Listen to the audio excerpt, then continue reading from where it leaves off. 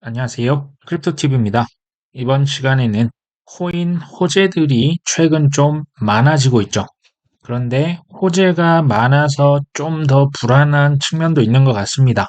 한번 내용을 살펴보시죠. 최근에 코인데스크에서 나온 기사입니다. 현물 비트코인 ETF가 승인이 되면 이제 뭐 크립토 퀀트라고 하는 뭐 유명한 그 분석 기관입니다. 자, 여기에서 ETF 승인되면 코인 시장에 1 trillion 달러, 우리 돈으로 뭐 1300조 원이 넘는 엄청난 돈이 유입될 것이다. 뭐 이런 뉴스도 있었고요. 또 지금 이제 비트코인이 그러면 가격으로 치면 얼마까지 가냐? 7만 3천 달러. 뭐 거의 뭐 우리 돈 1억 원에 호가하는 크게 오를 것이다. 뭐 이렇게 기사가 났고요. 자, JP 모건 이제 분석가가 있습니다. 최근 보고서를 통해서 이거 이제 승인이 아마도 곧 될 것 같다. 이유는 뭐냐? 그 SEC와 그레이스케일 최근 판결에 항소를 포기했죠. 항소를 하지 않았습니다. 리플은 항소를 했는데 지금 이 그레이스케일은 SEC가 항소를 하지 않았죠. 자, 그걸 보면 조만간 여러 개가 동시에 승인이 될 것 같다. 자, 그 뭐 승인 시기는 불분명하지만 수개월 내, 뭐 수개월 내라는 말은 사실 뭐 누구나 할 수 있습니다. 자, 이 중에 특히 아크 인베스트는 24년 1월 10일 이전에 결론이 날 가능성이 높다. 사실 이게 최종 데드라인 1월 10일이고요. 자, 지난달 뭐 그레이스케일 승소 판결로 뭐 가능성이 커졌다. 뭐 이런 것도 있습니다. 뭐 그리고 이제 뭐 최근에 친 리플 미국의 변호사가 자, SEC가 그 리플의 CEO죠. 그 브래드 갈링 하우스와 전직 임원 크리스 라슨 이 친구들에게 걸었던 소송을 취하합니다. 근데 이제 그 구분을 하셔야 될 게 이 임원진들에게만 그 소송에 걸었던 그것을 취소하고요. 지금 XRP가 증권이냐 아니냐 이 소송은 그대로 계속됩니다. 이게 오해가 없으셔야 됩니다. 개인에 대한 소송만 취하했다. 지금 XRP 증권 뭐 이건 제가 볼 때 내년까지 쭉 갈 것 같습니다. 자, 모건 스탠리의 이번엔 전무이사죠. 이건 뭐 가벼운 분은 또 아닙니다. 가상자산 겨울이 지났고 이미 지금 봄이 올 가능성이 있다. 지금 뭐 반감기다 뭐 어쩌고 해서 뭐 이런 발언을 또 이렇게 슬쩍 언론에 흘리죠. 자, 모건 스탠리는요, 미국 대형 은행권 최초로 비트코인 펀드를 만들어서 부유한 고객들에게 이게 지금 21년 3월 기사입니다. 그때부터 판매를 했던 기관입니다. 그리고 이제 모건 스탠리는요, 사실 JP 모건과 사실은 같은 회사였는데요. 지금 뭐 미국의 은행과 뭐 투자 기관이 분리되어야 하는 그 법에 의해서 JP 모건 직원이 나가서 따로 창업을 한 회사가 바로 자산운용사, 이제 투자사죠. 모건 스탠리라고 보시면 됩니다. 근데 지금 마이크로 스트래티지 미국 상장 기업 중에 가장 비트코인을 많이 들고 있는 마이크로 스트래티지 주식을 지금 9번째로 많이 들고 있습니다. 그러니까 비트코인을 간접적으로 많이 보유를 하고 있다는 거죠. 자, 이분이 모건 스탠리의 임원이 이제 크립토 윈터 겨울이 끝났다라고 하는 것은 저는 이렇게 들려요. 나는 지금 비트코인 많이 보유하고 있는데 뭐 너희들이 이제부터 좀 많이 올려줬으면 좋겠어라고 솔직히 저는 들립니다. 그리고 이제 크립토 펑크 이건 이제 그 NFT인데요. 자, 이거 뭐 그냥 JPG 그 파일 하나에 지금 160 이더리움 뭐 이거 우리 돈으로 하면 한 3억 5천만 원을 주고 누가 샀다고 합니다. 자, 예전에 바닷가가 43 이더리움 정도 했는데 지금 조금 가격이 올라온 것 같습니다. 자, 세계 경제 포럼 여기에서 NFT revolution 그러니까 evolution이네요. 그러니까 뭐 진화하고 있다 이런 보고서를 통해서 규제를 마련해야 한다. 소비자가 상당한 가치 창출 기회를 제공할 수 있는 잠재력이 있다. 근데 지금 이 변동성 최근에 많이 뭐 엄청나게 가라앉았 거의 뭐 죽었다라는 말이 나왔잖아요. 이유가 뭐다? 너무나 과대평가됐던 가치와 더불어 불안정한 프로젝트의 리스크 탓이다. 정부와 규제기관이 투자자 보호, NFT 시장에 대한 명확한 규제를 마련해야 한다. NFT 메타버스 죽었다? 저는 절대 죽지 않을 거라고 봅니다. 지금 그냥 저평가되고 있죠. 오히려 투자를 고려하기는 너무 좋은 시즌입니다. 제가 볼 때는 초기에 인터넷, 초기에 비트코인, 지금 똑같은 얘기 아닙니까? 뭐 지금 뭐 그 거품이 꼈다가 그냥 거품이 쑥 빠진 거죠. 그리고 코인처럼 규제가 없다. 그러니까 위험하니까 규제를 마련하자. 이건 지금 죽이겠다가 아닙니다. 잘 이해를 하셔야 되고요. 자, 디센트럴랜드가 지난 한 달간 NFT 프로젝트 중에서 개발 활동이 가장 많았다고 합니다. 뭐 점수를 매긴 것 같아요. 뭐 디센트럴랜드, 플로우, 샌드박스, 엔진, 뭐 엑스 인피니티 이렇게 쭉쭉 나가는데 지금 수많은 이런 NFT 프로젝트들이 지금 우리가 봤을 때 뭐 거의 죽은 거 아니냐 하지만 지금 개발 활동, 그 개발자들 노력 엄청나게 하고 있고요. 이게 지금 많으면 많을수록 나중에 상승장이 왔을 때 대량 채택이 되고요. 그러면 가격 상승으로 이어질 수 있습니다. 지금 치열한 경쟁. 그러니까 인터넷으로 치면 내가 제2의 구글이고 아마존이고 테슬라고 애플이 되겠다라고 하는 기업들입니다. 뭐가 살아남을지까지는 저도 모릅니다. 예, 잘 한번 공부를 해보시면 좋을 것 같고요.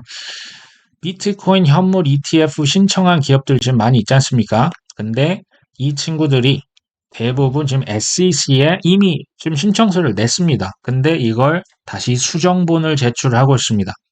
처음에는 아크 인베스트에서 냈다가 그 다음에 인베스코에서 냅니다. 그 다음에 피델리티도 이거 업데이트를 다시 해서 냅니다. 근데 이제 오늘 이게 10월 20일자인데요. 블랙록마저도 비트코인 ETF, 현물 ETF 신청서를 수정해서 다시 제출합니다. 자, 이게 의미하는 게 뭐냐면요. 지난 10년간의 수건입니다. 코인 투자자. 뭐 우리가 코인충이라고도 이렇게 비하 발언, 뭐 저도 뭐 거의 8년, 9년째 받고 있지만 드디어 이 비트코인 현물 ETF가 승인된다는 건 제도권에 완벽하게 들어갈 수 있다는 그 수건이라는 거죠. 이게 곧 지금 눈앞에 있다. 지금 이렇게 우리가 생각을 할 수가 있고요. 수정본을 한 기업이 아니라 여러 기업이 지금 동시에 했잖아요. 이 말 자체가 동시 승인 가능성이 매우 높다는 것을 그래서 의미하는 겁니다. 자, CNBC에 나와서 이게 마이크 너버그라츠라고 하는 억만장자 투자자죠. 이분도 올해라고 분명을 밝히네요. 올해 이게 승인이 될 것이다 라고 얘기를 했었고요. 자, CNBC 돈남원이죠. 그 ARK 인베스트의 수장입니다. 비트코인 ETF도 실제 신청을 했죠. 왜 당신은 이렇게 사회자가 비트코인 현물 ETF 긍정적이시나요? SEC의 행동 변화를 언급합니다. 뭐냐면요. 예전에는 그냥 이게 예정된 수순입니다. 그냥 말 없이 거절, 말 없이 그냥 연기 이렇게 했는데요. 지금은 수도 없이 많은 질문을 던지고 있다는 거죠. 이게 지금 최초로 이루어지는 일이고요. 대개 이제 다른 ETF 상황도 히스토리를 보면 이렇게 물어보고 수정해서 가셔와 그 이후에 대개는 승인됐던 과거가 있습니다. 자, 그리고 연말 연초 ETF 승인이 될 것 같냐? 이런 질문도 사회자가 던지는데, 자, 여러 개가 동시에 승인이 될 거고, 지금 이 말이 나오고 있는 이유 자체가 뭐냐면, 이제 본인이 신청한 비트코인 현물 ETF의 최종 이제 심사 기한이 내년 1월 10일이기 때문이다라고 답을 합니다. 이게 지금 업데이트된 비트코인 현물 ETF 신청 데드라인입니다. 지금 아크 인베스트만 지금 내년 1월 10일이고요. 뭐 블랙록, 뭐 피델리티 인베스코, 발키리가 지금 다 1월 14일에서 15일 사이에 다 몰려 있죠. 이게요. 1월 10일 전에 이 아크 인베스트만 거절하고 나머지를 뭐 연기하고 혹은 승인하는 것도 좀 이상하고요. 1월 10일 전에 아크만 승인하는 것은 더더군다나 더 이상합니다. 자, 형평성에서 이게 지금 이렇게 해서는 SEC가 지금도 욕을 너무 많이 먹고 있잖아요. 자, 그래서 지금 수정본을 뭐 제출하고 문제가 없다면 아마도 한꺼번에 처리를 할 것으로 예상이 되네요. 자, 오랜만에 게리 겐슬러 영상 제가 한번 찾아서 요약을 해봤고요. 자, 이번에도 기자가 묻습니다. 그레이스케일 껄끄럽잖아요. 이미 패소를 했으니까요. 그거에 대해서 항소를 이번에 포기하신 걸로 아는데 향후 계획이 어떻게 되시냐라고 묻습니다. 자, 게리 겐슬러는 SEC 직원들이 뭐 본인이 수장인데요. 직원들 얘기를 하네요. ETF 신청서 이거 비트코인 열심히 우리 좀 검토하고 있다. 그리고 우리는 지금 한 개, 두 개 보는 게 아니고 지금 8개에서 10개를 동시에 쳐다보고 있어. 우리 되게 지금 바빠. 이런 뉘앙스입니다. 그리고 뭐 비트코인 ETF, 주식, 뭐 거래소, 증권 이런 단어들을 언급을 했는데요. 제가 받은 인상은요. 비트코인 ETF도 야 증권이야. 이거 내 관할이야. 약간 저는 이런 인상을 받았습니다. 그리고 지난 3년간 제가 본 가장 부드럽고 긍정적인 말투였습니다. 자, 반면에 지금까지 좋은 소식을 보셨잖아요. 자, 좋지 않은 소식들, 주로 거시경제죠. 지금 미국 10년 국채, 안전자산의 대표격인 10년 국채 금리가 5%를 넘었다는 것은요. 지금 국채 가격이 폭락하고 있다는 걸 의미합니다. 아무도 지금 국채를 사지 않고 있다. 이 얘기는 또 다른 말로 하면 이 고금리 상황이 예상보다 장기화될 수 있다. 자, 어딘가 부러져도 크게 부러질 수 있다는 얘기가 되는 거죠. 자, 파월 의장이 또 나와서요. 세계 경제에 중대 위험이 있다. 지금 유가가 다시 오르고 있고요. 뉴욕 증시는 뭐 어제 조금 떨어졌다고 하네요. 자, 팬텀 재단의 이사라고 있습니다. 이름은 안드레 크로니에라고 하는 친구인데요. 굉장히 유명한 인사 중에 한 명입니다. 자, 이 친구는 암호화폐 시장은 거시경제와 밀접하게 연관이 돼 있어. 근데 지금 거시경제는 매우 비관적이야. 부동산 시장 이제 막 둔화가 시작됐고 거품은 아직 터지지 않았다. 이건 뭐 지금 주식을 얘기하는 것 같습니다. 투자자 가치적 관점에서 볼 때 암호화폐 겨울은 아직 끝나지 않았다라고 얘기를 하네요. 자, 이더리움 초대형 주소 고래들이 지금 유통량의 32.3%를 차지한다. 자, 비트코인 여기서 하나 좀 그 상식으로 하시면 좋을 게 비트코인 현물 ETF 승인돼서 이걸 이제 판매를 한다는 거, 뭐 블랙락 피델리티가 파는다는 것은요. 이 판매 기관에서 비트코인 현물을 삽니다. 실제로 사서요. 매수자를 대신해서 별도의 수탁기관에 보관을 한다는 걸 의미합니다. 무슨 얘기일까요? 가격 엄청 오를 수 있다는 얘기인데요.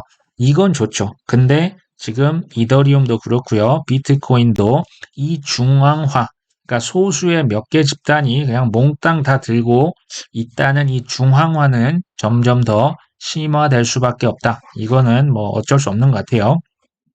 그리고 이제 뭐 지난 2000년도 닷컴 버블, 2008년도 금융위기를 정확히 예측했던 월가의 대표가 지금 이제는 뭐 미국 증시, 그러니까 주식이 60% 폭락한다. 지금 테슬라가 지금 또 마침 또 떨어졌습니다. 자, 이런 발언을 들으면 어떤 생각이 드십니까? 자, 한편으로는 비트코인 뭐 ETF 승인된다고 하니 오른다. 뭐 이제 오를 수 있겠죠.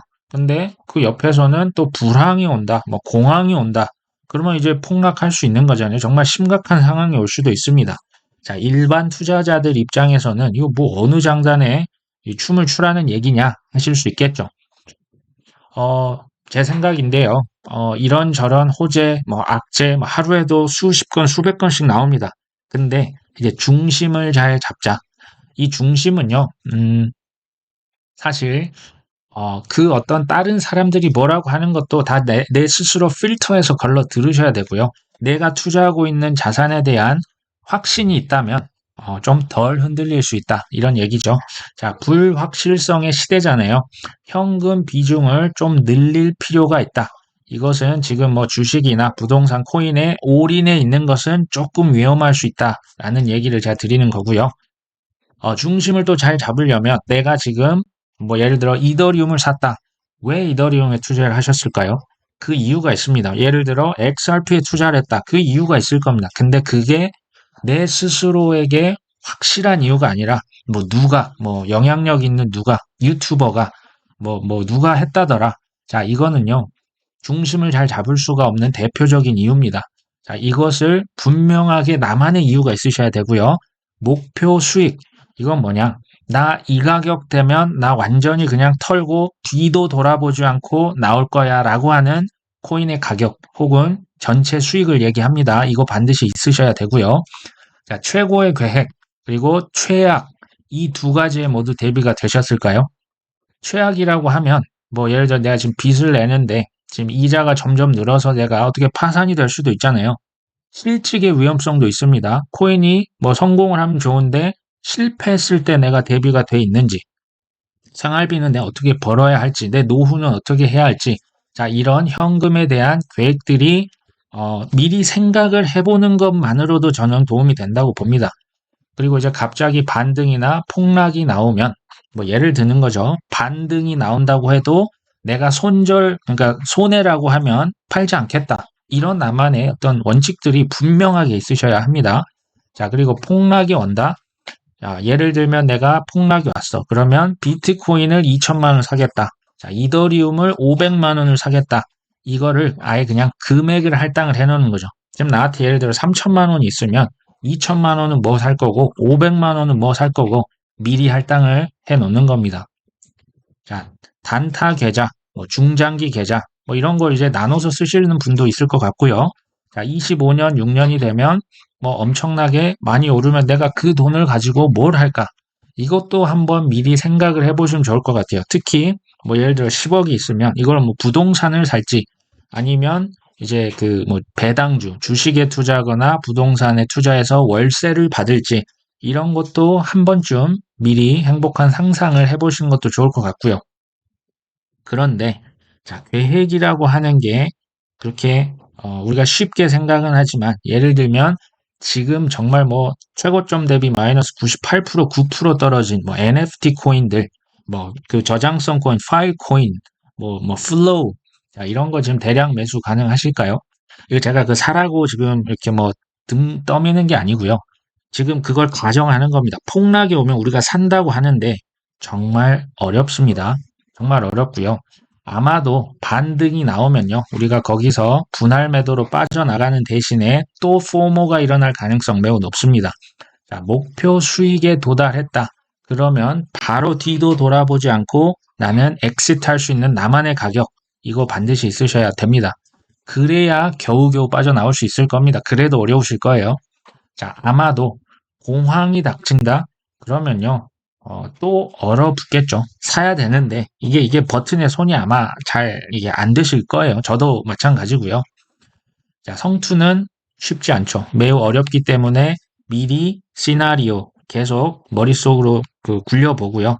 대안들을, 뭐 이게 좀 적어 놓으셔도 좋을 것 같아요. 이게 머릿속으로 하는 것과 또 적어 놓은 건 또 다르니까요.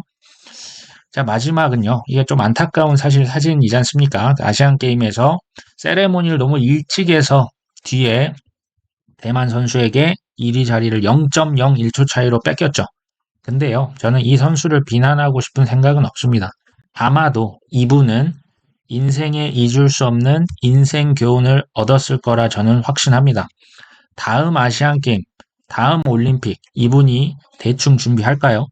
자, 만약에 대충 준비한다면 제가 볼 때 국가대표 자격도 없겠죠. 지금은요, 이게 뭐 부동산이다, 주식, 코인 뭐 다 떨어져 있잖아요. 다 고만고만해 보입니다. 다 고만고만한데요. 제가 장담합니다. 자, 2년 후, 3년 후 누군가는 환호합니다. 누군가는 금메달 따고요, 은메달 땁니다. 자, 크립토 TV 우리 구독자분들은요, 끝까지 포기하지 않고 특히 지금 이 사진에 보이는 것처럼 방심하지 않으셨으면 돼요. 이게 돈이 많아지면 누구나 방심합니다. 누구나 공포에 떨고요. 자, 우리가 그런 것들 한 번씩 경험했잖아요. 이번엔 시행착오를 좀 줄여보자. 자, 투자가요. 우리가 공부한 만큼 그리고 많이 실패한 만큼 성공 확률이 저는 높아진다고 확신합니다. 자, 오늘 방송 여기까지 합니다. 끝까지 시청해 주셔서 감사합니다.